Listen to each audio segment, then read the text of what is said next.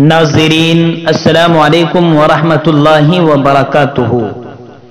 मारूफ आलिम दीन मुफक्किर मिल्लत हज़रत मौलाना खलीलुर रहमान सज्जाद नौमानी दामत बरकातुहुमुल आलिया से कल इंटरव्यू लिया गया। एक न्यूज़ चैनल को हज़रत ने इंटरव्यू दिया।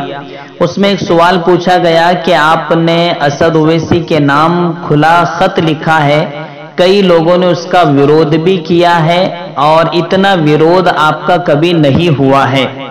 तो हजरत ने क्या ही प्यारा जवाब दिया और हम में के हर शख्स को अपने दिल में यही बात बिठा लेनी चाहिए। हजरत ने जवाब दिया और इरशाद फरमाया कि देखें, जब इस मैदान में उतरकर हम कोई बात कहेंगे तो जाहिर सी बात है कि विरोध भी होगा, सभी हाँ में हाँ नहीं मिलाएंगे। इसका मुझे अंदाजा था और है, इसलिए कि असद ओवैसी के फॉलोअर्स जो है वो तो जाहिर सी बात है पूरी बात पढ़े बगैर ही कमेंट्स शुरू कर देते हैं। इस तरीके से यानी हजरत ने ये इशारा दिया है कि बहुत से लोग पूरी बात नहीं पढ़ते और कमेंट कर देते हैं। खैर नाज़रीन, इस वक्त मैं आपके सामने ये बताना चाहता हूं कि जहां 55% मुसलमान हैं, ऐसे यूपी में 36 सीटें हैं तकरीबन, कि जहां 55% मुसलमान हैं और इंशाअल्लाह फैसला कुन मोड़ में यहां मुसलमान होते हैं और जो भी यहां कैंडिडेट खड़े होता है और मुसलमान वन साइड जाते हैं तो यकीनन उसकी जीत यकीनी हो जाती है।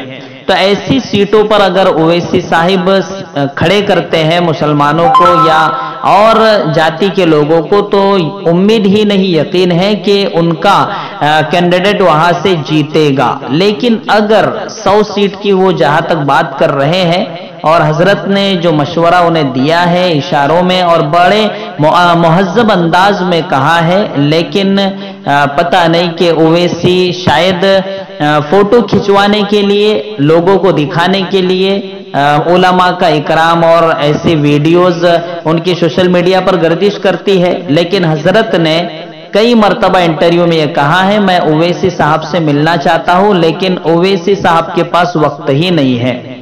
तो बहुत मजबूर होने के बाद फिर हजरत ने खुला खत लिखा है। ओवैसी के पास टाइम नहीं है मिलने का, तो इसलिए हजरत ने खत लिख दिया जो कि ऐन वक्त के मुताबिक है।